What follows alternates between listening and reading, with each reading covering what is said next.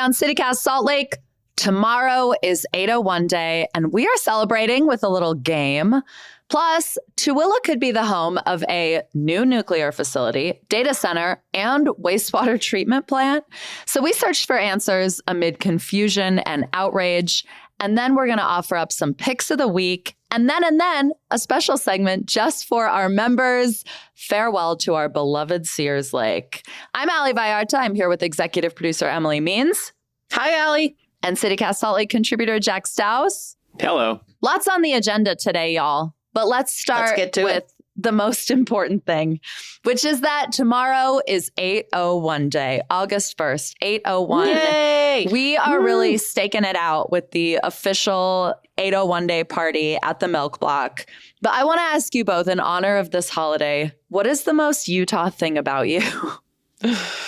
Ali, this kind of sent me into an existential crisis when I mean, you're the only Utahn born and bred. I am a true Utahn. Actually not born, but yes, bred here. Okay. Here's what I think the most Utah thing about me is. Actually, I came up with 3 things. Okay. That's very Utahn to start. Yeah, right? Love of funeral potatoes. Love funeral potatoes. Although I don't know that Utahns have a true claim to just like cheesy potato casserole, but funeral potatoes, yes. I have a tattoo of the Salt Lake City skyline. I feel like that's a very Utah thing about me. And then I would say my love of Mitt Romney. That's just kind of perfect. Damn it, he is handsome. He is handsome. I just love everything about this guy, okay? I can't help it. This is like the 5th one of these I've been on where you talked about Mitt Romney, so that tracks. I know, I realized that. I don't know that I could say I love everything about Mitt Romney, given that his work at Bain Capital destroyed lives. But wishing him the best. True enough. But the pros outweigh the cons for me, and maybe that's what makes me a Utah. I mean, these days he's a very, I feel like he's a good dude to look up to. Yeah, he's calmed out. He's cooled down. Yeah. Now he wants to tax the rich. Full circle. Exactly. We'll take it. Eating tacos at Facile Taqueria. Jack, what about you? You're a transplant. What's the most Utah thing about you? Well, I wanted to make a joke about using my turn signal, but I use my turn signal, so I can't really. But I think when I moved here, I moved here to ski, which becomes like a Utah transplant thing. So that's part of it, I suppose. But I love fry sauce. I've become a fry sauce convert over the last, 17 years that I've lived here. So I think that's probably one of the most Utah things about me. What's not to like? Well, I don't know. People and Ali, what's fry sauce made of? Okay. This is the 1-year anniversary, right? Of me saying I think it is. That it's asking if there's mustard in fry sauce on 801 Day 2025. She has no idea what's in it. You could add ketchup and mayonnaise. It's ketchup and mayo, which is why people don't like fry sauce. I think it grosses folks out that you would add mayonnaise to anything, or even just mayonnaise. Freaky to think about, but why do I need fry sauce when mustard exists? But whatever. That's not the most Utah thing about me. Oh, yeah. I dip everything. Yeah, she's a freak. No. I love mustard. There you go. Ali, what is the most Utah thing about you then? I mean, if I'm being honest, it's that I drive everywhere and complain about parking. But I do think since I got my little Vespa, I'm better about that. But last night I went to see a movie at the Gateway and met a friend for a drink next door at the Bruce beforehand, formerly Bout Time. Sidled up to the bar and ordered what is my new favorite drink, which is a vodka soda Utah double, which is just a vodka soda in a tall glass. So I'm water. This is so Utah double? Utah of me. I'm drinking half the booze and twice the mixer. It's pretty nice. My friend that comes here. Drink now. Same, yeah. Hydrating. I like 3.2% beer. My friend that comes here from Portland, he always gets vodka or tequila sodas here, and he's like, "It's like I can drink twice as many than I can in Portland." Yeah, yeah, you're hydrated, buddy. Yeah, you could have 6 martinis, and you got to be hydrated. The elevation's so high here. Okay, you need to stay hydrated. It's folks. True. Okay, those are good ones. Let's talk a little bit about the 801 Day party. What do folks need to know when they're absolutely raging with us tomorrow evening at the Milk Block on 9th South? Yeah, we're throwing a real rager from 5 to 9 p.m. on Saturday at the Milk Block. We just got everything at this party. We're going to have live music presented by KRCL. There are going to be some excellent live musicians here local. What else? We're going to have a beer garden sponsored by Neighbors Bar. Jack, I know Neighbors is a huge, I was going to say fan of yours, but you're a fan of theirs. Talked about it on here. Yeah.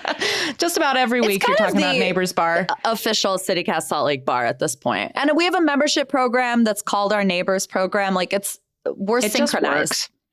It just works. I do have to say, though, probably the biggest thing that's happening at 801 Day is we will be unveiling the new artwork for Out of the Blue, aka the 9th and 9th Whale. This is happening at 6 p.m., folks. So if you're trying to figure out, when should I come by 801 Day? 6 p.m. for sure. Yeah. You're going to want to see this. So cool. They're updating that. I think it's really fun to keep that being a living piece of art for the community, because the whale has become such this amazing touchstone for that part of the city that it's fun to be able to see it take on a new shape. Truly. Totally. And it was always the plan that it would get new artwork every few years. That unveiling is at 6 p.m. The thing that I love about this event that I think is so cool is that it's totally free, and it's able to be free because we have amazing sponsors, namely Rocky Mountain Power. So you can bring your whole family, your whole extended family, all your friends. Definitely bring a water bottle. It's going to be hot. We're going to have water stations for you. But it's all the music, like enjoying the vendor market, the whale unveil, like all these different pieces are totally free. And that walk through the Milk Block up to 9th and 9th is such a cool way to think about how Salt Lake City's grown over the years. Just that new part of the town here all the way to 9th and 9th, which was the original kind of like, out of the blue, cool little neighborhood here in town many years ago. So fun connected line there. Good tie there, Jack. Yeah. Well, and if you're looking to go for a stroll down the 9 line, I mean, we've got another great reason for you to do that. We've actually partnered with businesses all up and down the 9 line, I think from 9th and 9th to about 4th West. And they are offering special deals on 801 Day.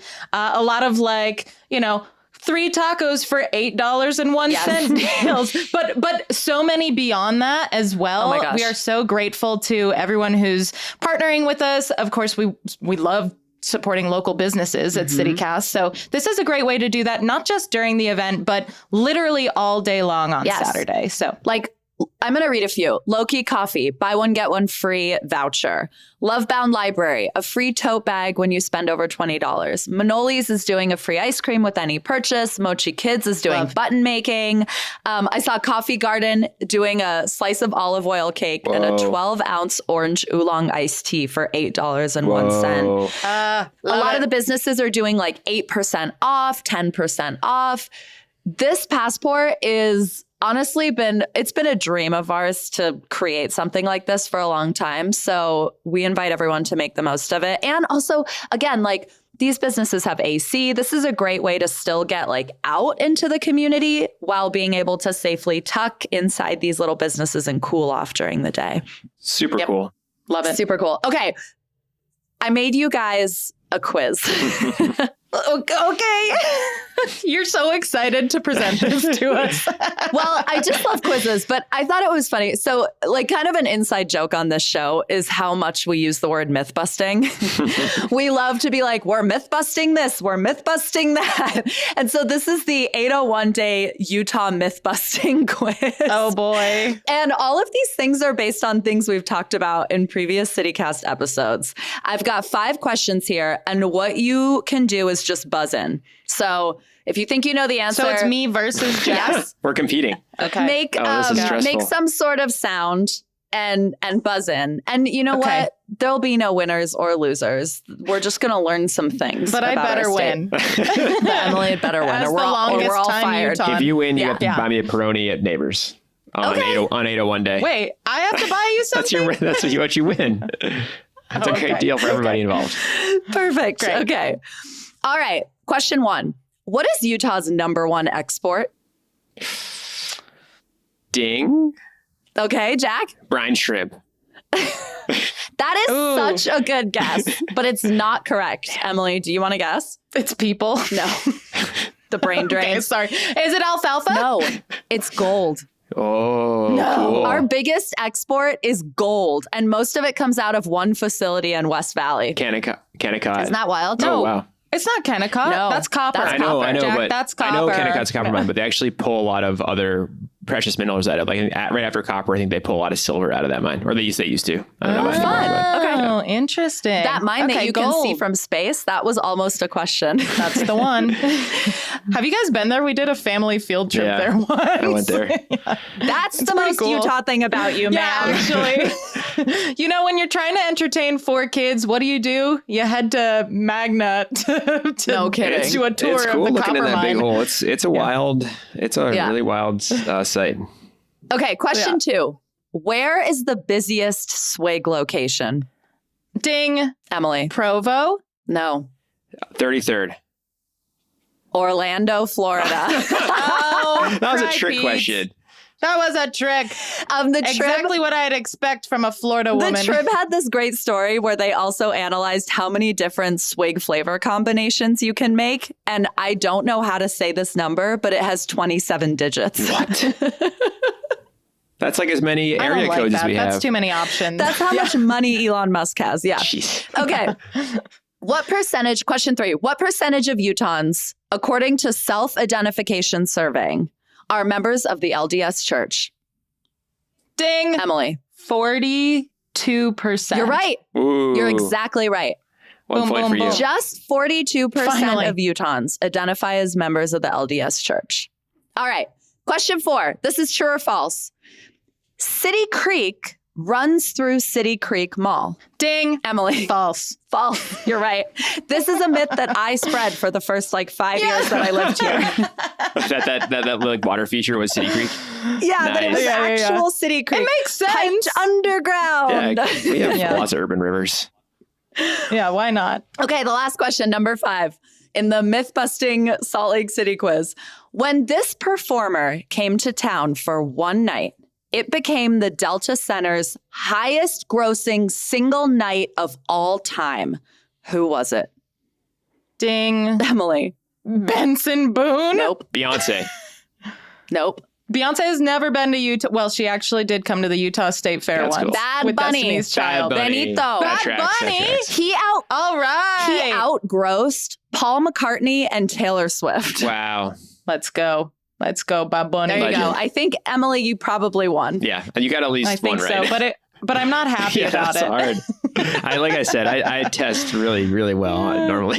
Yeah. You both did great. Thanks, Ali. Thank you, that was fun.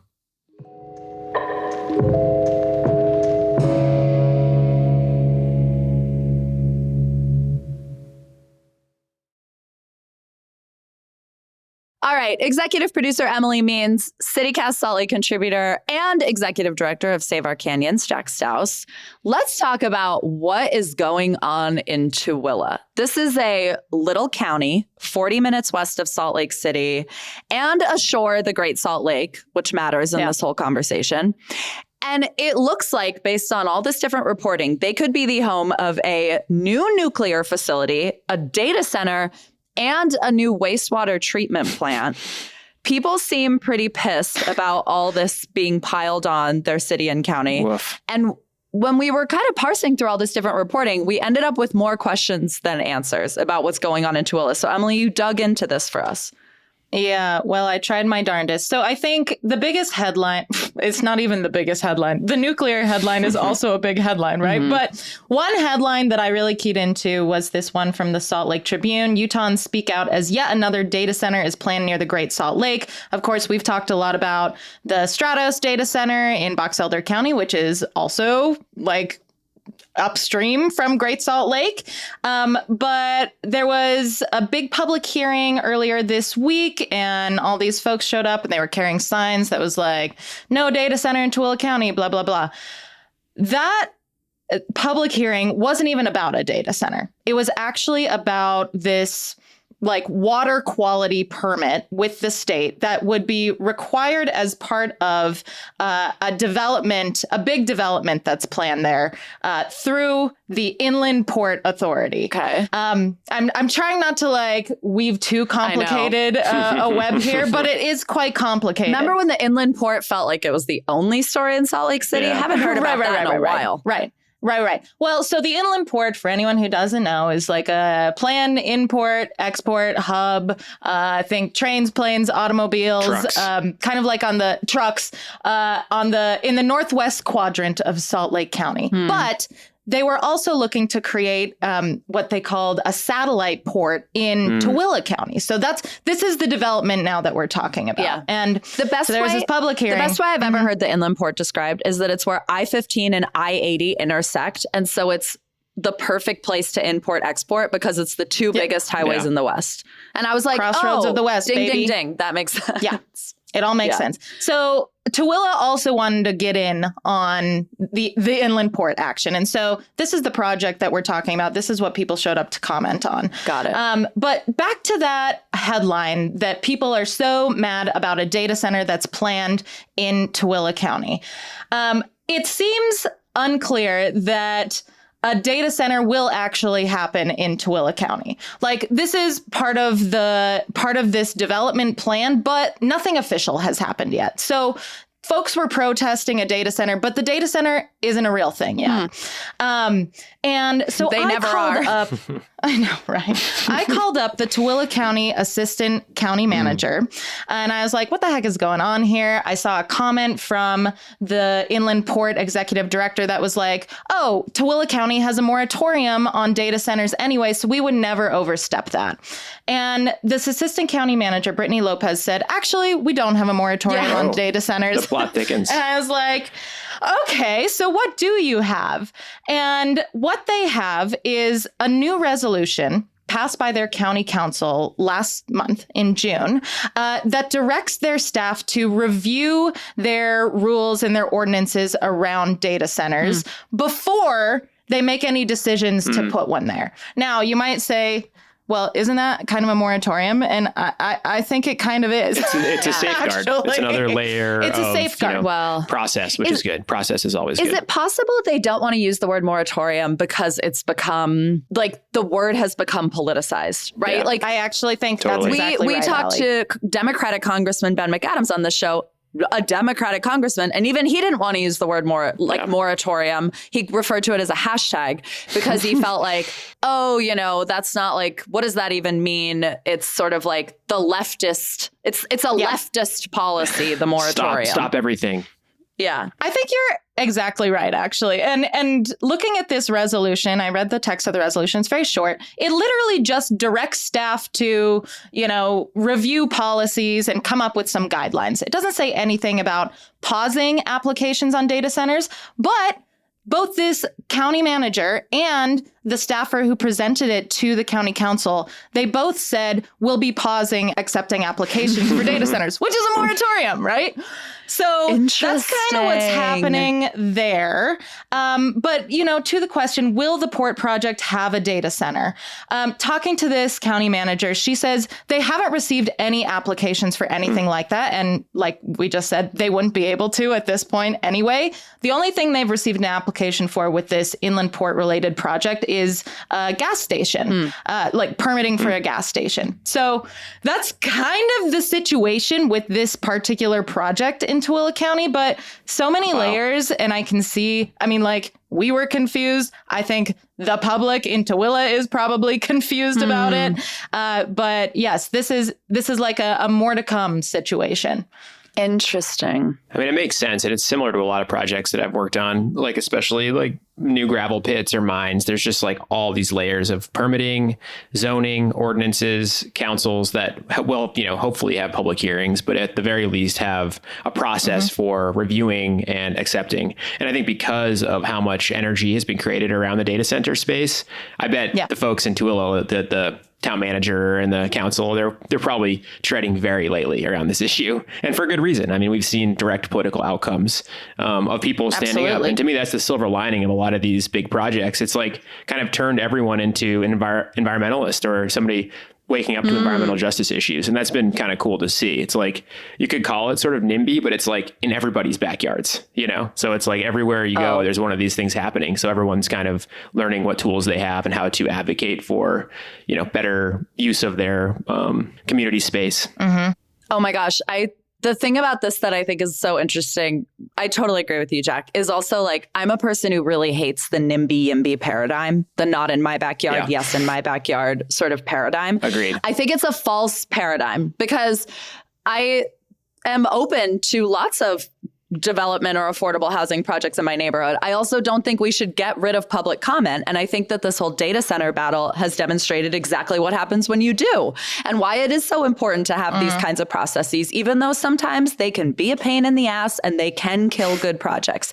They can also kill bad projects. And so like, I don't know. I'm right now, like, I'm like the two forces that are uniting Utahns in a bipartisan way are one, loathe of data centers, and two, loathe of Senator Mike Lee. And I'm like, maybe we need to keep can all get both. Behind that. Maybe we need to keep both in the ecosystem so that we can like continue to build bipartisan power. People react to crisis, right? And right now it feels like there's a lot of crises or a lot of the issues that people have not been aware of in the past or haven't woken up to. And now it's like really present. So people are getting energized. And that's really inspiring to see. But I fully agree with you. And I think like we do need stuff that, maybe isn't what we always recognize as things in our community that will help our whole, society uplift.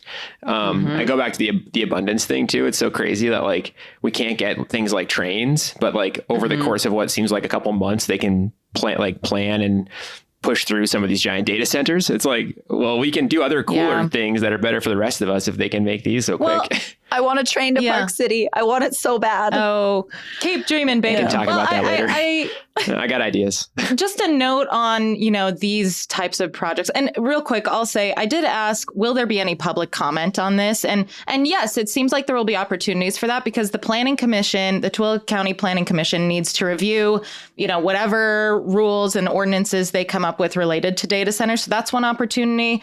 Probably coming up August 12th, the county manager told me. And then it will also go to the city council for approval. So there are a couple places where people can plug in. So just on the note of, these projects that may not be good for communities, I tried to get a sense from the county manager, what Tooele's opinion was on having a data center in their county. Is it the kind of thing that they would welcome with some parameters? She was like, nah, we don't really have any formal stance on this. But one thing they're considering, Tooele is one of the fastest growing counties in Utah.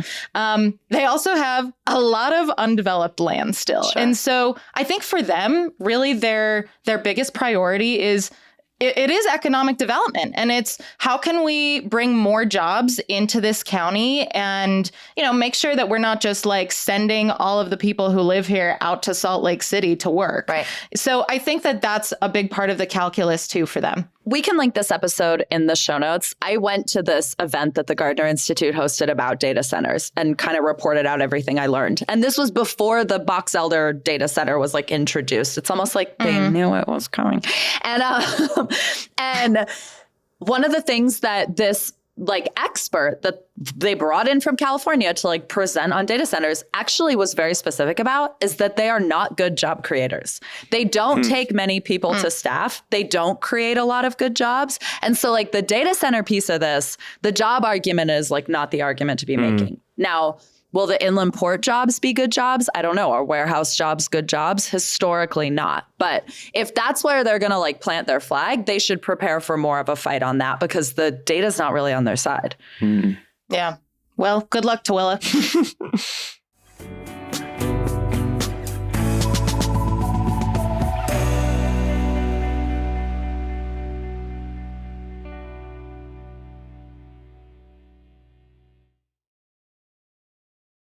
Executive producer Emily Means, CityCast Salt Lake contributor Jack Stauss. On Fridays, we do Pick of the Week. This is something we think everyone should just know about.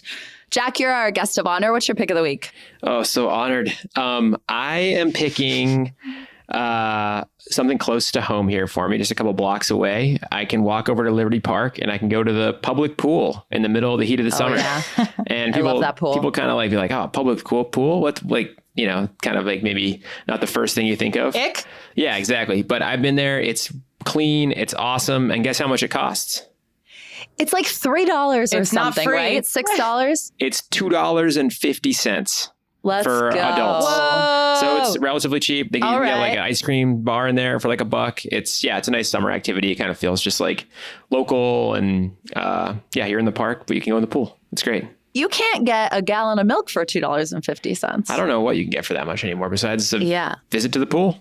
Amazing. And if you want to walk over to the Ferris wheel, you can get a good empanada too. Jack, the Liberty Park pool is such a good one. And they're going to finish up that new playground soon. And hopefully that unveil will come ASAP. And then there'll be a perfect park. Crown jewel. Mm-hmm. Emily, what's your pick of the week? All right. You want to know what you can get for $2? Okay. The biggest ice cream cone I have ever seen in my life. I went to the Macy's grocery store. This is not the grocery store I shop at, but I was just like, you know what? I've heard about this ice cream cone. I need one.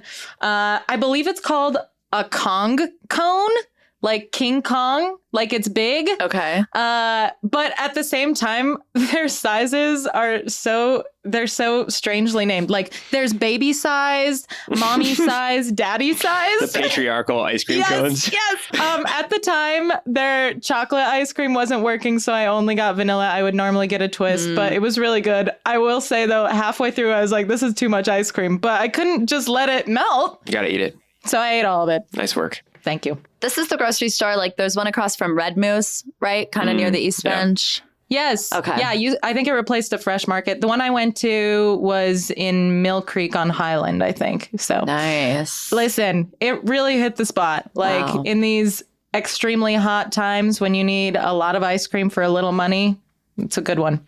Yum. So there you go. Love it. Ali, what's your pick? Okay, well, this is a crazy thing to do, this close to 8:01 day. But my pick is in the 435. And I think they deserve a little love because there are not 35 days in April, and that's not their fault. So I saw that the Utah Theater, which is this really delightful historic theater in Logan in northern Utah, is doing movie screenings all July and August. And their lineup for August is really fun. The nice thing about Logan is that you are up in northern Utah. It almost feels like, I think it's like Utah's New England City. Like it just feels, they get a proper fall there. Like it just feels really quaint. It feels quintessential. And it's cool that they haven't torn down this theater. It's cool that it's like been restored and loved. So they're showing everything from Moana to The Parent Trap, Back to the Future, Men in Black. What? Classics. American Graffiti, Jaws, the original summer blockbuster. And they've got movies all throughout August. They've got this great calendar. But the thing that makes this pick of the week worthy for me is that they have 2 specials. So you can buy the date night package, which is 2 tickets, a medium popcorn, and a box of candy for $22. Or you can get what I think is an unbelievable deal, the family pack. So this is $40 and you get 5 tickets, a large popcorn, and 2 boxes of candy. Whoa. Per ounce? That's like $2.50 for everything. That sounds really cool. That's super fun. I love when they bring back some of the old classics and make it Yeah, it's so fun to see them in theater because we weren't alive when they came out. Right, What are you talking about? I was alive when Men in Black came out. My favorite movies. Well, I mean, me too. But like Jaws, yeah, that's Jack, 70s. are you much older than I think you are? That's true. They're also showing the West Side Story with Rachel Zegler. So there's stuff. man. Oh, My Fair Lady, Audrey Hepburn. Yeah, wasn't alive for that. Had a poster on my wall growing up. Classic. This is like super cool. So head up to Logan, make a day of it or not, and check out. Logan is gorgeous. Their website is just theutahtheater.com. Okay, now it's time to do something exciting. So if you are a CityCast Salt Lake neighbor, those are folks in our membership program, you get to stick around. There's more show for you.